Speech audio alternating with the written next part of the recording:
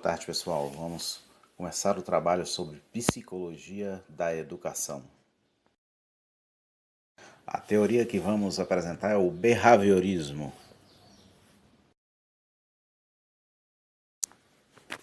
Polo Almenara, curso Licenciatura em Ciências Biológicas.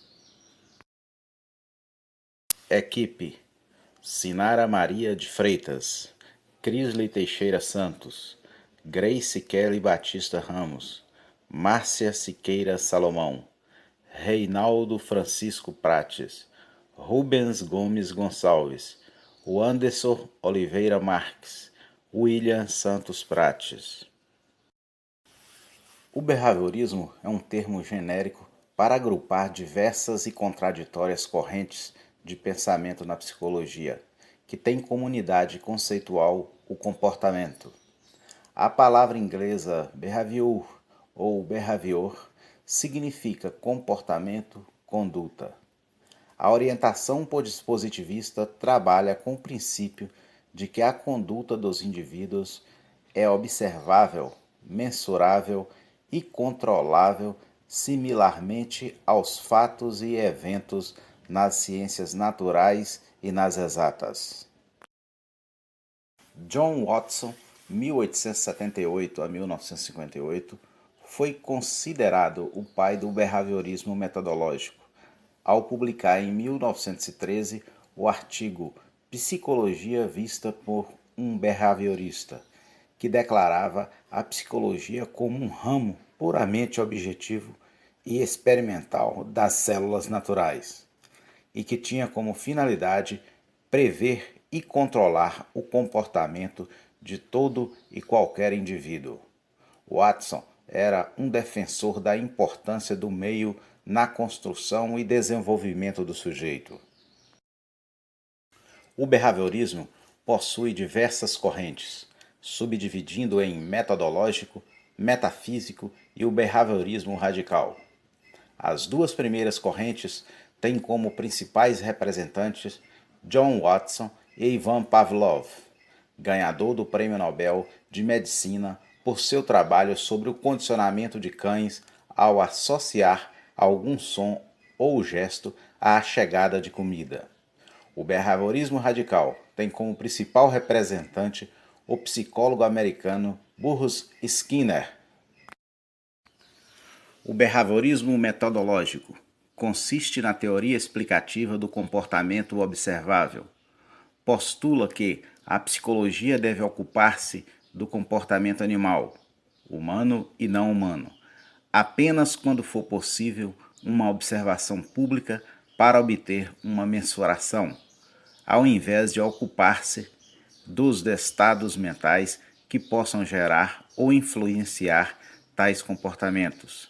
Acredita na existência da mente, mas a ignora em suas explicações sobre o comportamento. Behaviorismo metafísico-filosófico. O behaviorismo filosófico consiste na teoria analítica que trata do sentido e da semântica das estruturas de pensamento e dos conceitos. Defende que a ideia de estado mental ou disposição mental é, na verdade, a ideia de disposição comportamental ou tendências comportamentais. Nesta concepção, são analisados os estados mentais intencionais e representativos. Behaviorismo radical consiste numa filosofia da psicologia, a qual se propõe a explicar o comportamento animal, humano e não humano, com base no modelo de seleção por consequências e nos princípios do comportamento, postulados pela análise experimental do comportamento. O nome que mais fortemente está associado a essa linha do behaviorismo é o de Skinner. Comportamento operante é um conceito de desenvolvimento pelo psicólogo americano Skinner, um dos criadores da psicologia comportamental. Defende que nossas condutas são respostas aos estímulos positivos ou negativos que recebemos e levam a determinadas consequências. estes comportamentos seriam provenientes da relação entre nós e o ambiente. O comportamento operante é o comportamento voluntário e abrange uma quantidade muito maior da atividade humana, desde os comportamentos do bebê de balbuciar, agarrar objetos, olhar os enfeites do berço, até os comportamentos mais sofisticados que o adulto apresenta. O comportamento operante inclui todos os movimentos de um organismo, dos quais se possa dizer que, em algum momento, têm um efeito sobre ou fazem algo ao mundo em redor. Reforço. Skinner denominou reforços os eventos que tornam uma reação mais frequente, que aumentam a probabilidade de sua ocorrência. A teoria do reforço conclui que as ações com consequências positivas sobre o indivíduo fazem que as práticas tendem a ser repetidas no futuro, enquanto o comportamento que é punido tende a ser eliminado. Segundo a teoria do reforço, o comportamento das pessoas pode ser influenciado e controlado através do reforço dos comportamentos desejados e ignorando as ações não desejadas. O castigo do comportamento não desejado deve ser evitado na medida em que tal contribuiria para o desenvolvimento de sentimentos de constrangimento ou mesmo de revolta. Reforço positivo é aquele que, quando apresentado, atua para fortalecer o comportamento que o precede, aumenta as chances do comportamento ocorrer no futuro. Reforçamento negativo é aquele que evita uma consequência indesejada. Refere-se ao estímulo aversivo como algo ruim, que, quando retirado, aumenta as chances do comportamento ocorrer no futuro. Os termos positivo e negativo são utilizados para se referir à presença ou à ausência de estímulos, e não a valores qualitativos de bom ou ruim. O termo positivo tem mais a ver com seu significado matemático, de adição, e o termo negativo com a ausência ou subtração. Contribuição de Skinner para a educação. Educar é estabelecer comportamentos que serão vantajosos para o indivíduo em um tempo futuro. Isso porque a educação dá ênfase à aquisição do comportamento em lugar de sua manutenção. Skinner foi um grande teórico da educação, cuja teoria comportamentalista baseia-se no condicionamento via estímulo-resposta. Skinner foi o cientista do comportamento e do aprendizado. Para este psicólogo behaviorista norte-americano, a educação deve ser planejada passo a passo, de modo a obter os resultados desejados na modelagem do aluno. O que está faltando na sala de aula, diz Skinner, é o reforço positivo. Os estudantes não aprendem simplesmente quando alguma coisa lhes é mostrada ou contada.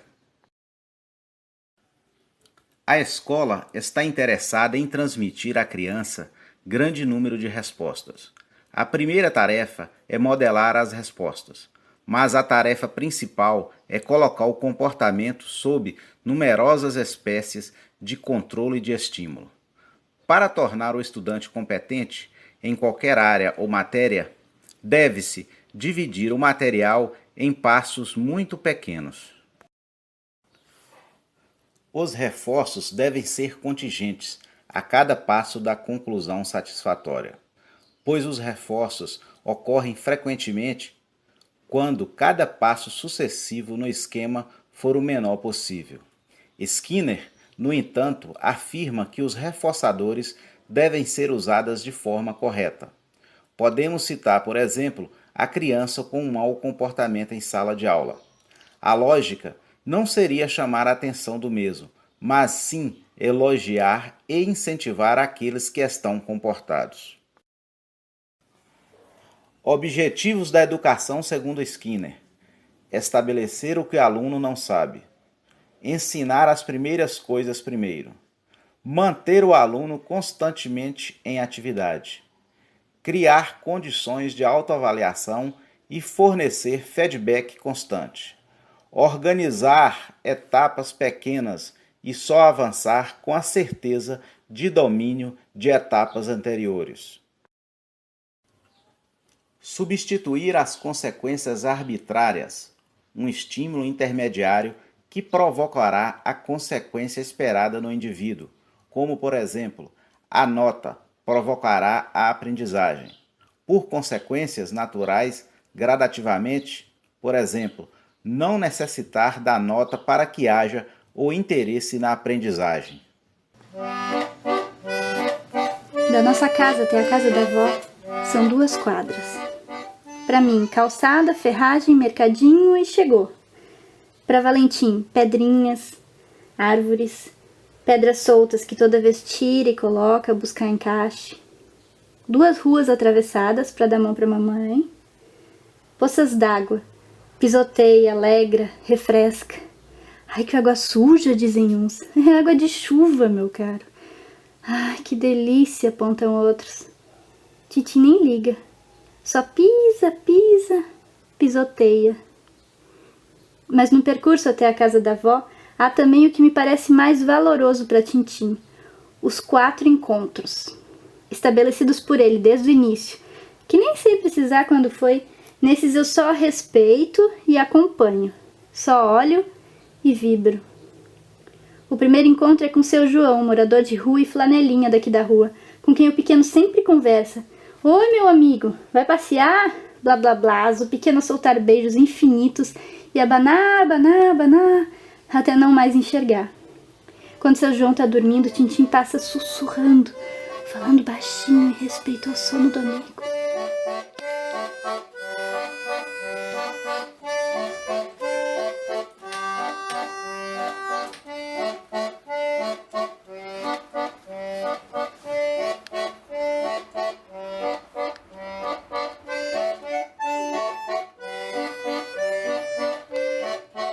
Valentim tem me ensinado sobre os caminhos e que o tempo é senhor de delicadezas, desafios e novidades constantes e intermináveis.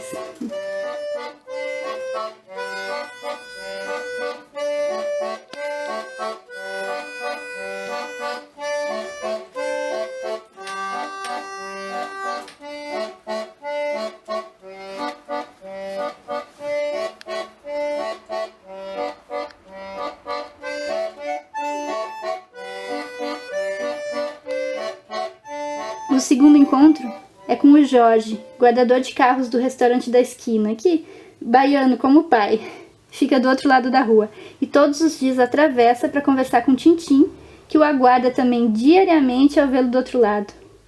Dia desses, Jorge elogiou a sandália do pequeno e desde então a primeira atitude é abaixar-se e mostrar as sandálias. Tocas e olha para o amigo, que insiste: que lindas, muito lindas, que lindas, vamos ver, vamos ver.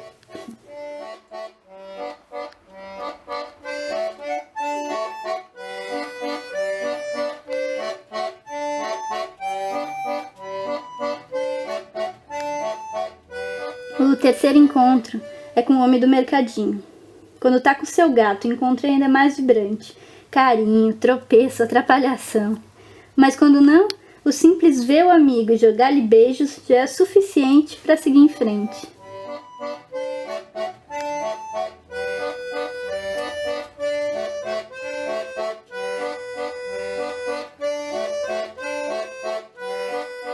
Atravessando a rua, os 3 senhores dão um xarifado do hospital, que às vezes são 2, às vezes são 4, às vezes é um só. Tintim desvia a rota para vê-los, pega ele no colo, conversa um pouco e pronto, tá feito. Abana em despedida e corre em disparada para frente do portão do prédio da avó. Todos os dias. Cada dia com um olhar atento sobre algo novo no trajeto, mas sempre com seus 4 encontros, a sentir falta quando algum não tá. Valentim tem me ensinado sobre os caminhos, caminhares e destinos, que o chegar não é mais valioso que a andança. que o encontro é precioso e necessário. Vídeo Caminhando com Tintim. O vídeo apresenta uma criança de aproximadamente 2 anos de idade, que entre o caminho da sua casa e da casa da avó encontra-se com pessoas na rua. Sua reação diante dessas pessoas é diferente das reações dos adultos. Por ser uma criança muito pequena, percebe-se que ainda não recebeu estímulos negativos em relação às pessoas com as quais se encontra. O menino não apresenta comportamento tendencioso e não manifesta medo ou temor em relação às pessoas com as quais conversa. Ao contrário, vê todos como amigos, o que leva a crer que o comportamento é modelado ao longo da vida.